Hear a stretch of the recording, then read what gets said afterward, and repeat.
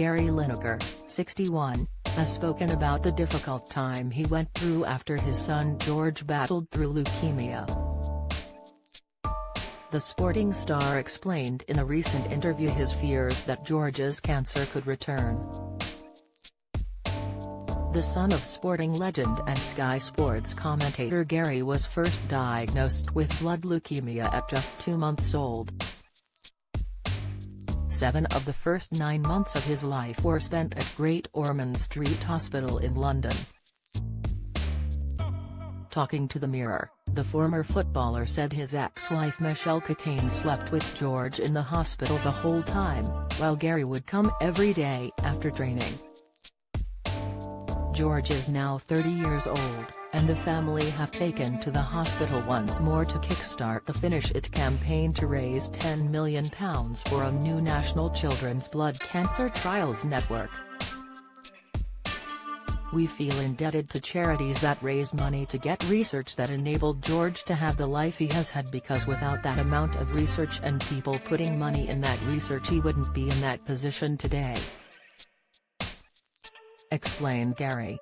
"It always gets to me, sitting there watching a parent sitting next to their child knowing it's touch and go. It's hard.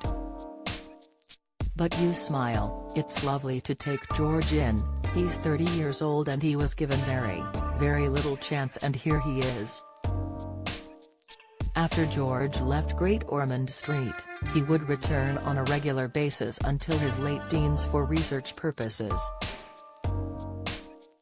Gary expressed fears about the prospect of the cancer returning after treatment. He said, "Always an act period. George is our eldest, but we had 3 other kids as well. When they get colds or don't feel well or get a poorly tummy or a sore throat, you don't think anything of it. But for George, for those few years after treatment, every time he had a cold or anything, you think, he's not, is he?" The campaign urges football fans to buy a £14 virtual seat in response to the fact that every 14 minutes, someone in the UK is diagnosed with blood cancer. Gary was married to Michelle from 1986 to 2006, and the former couple share son George together. He then went on to marry Danielle Bucks in 2009, until they split in 2016. Gary spoke about his relationship with Danielle in May, when he appeared as a guest on a BBC Sounds podcast. The pundit was asked how he has been managing his emotions following their divorce.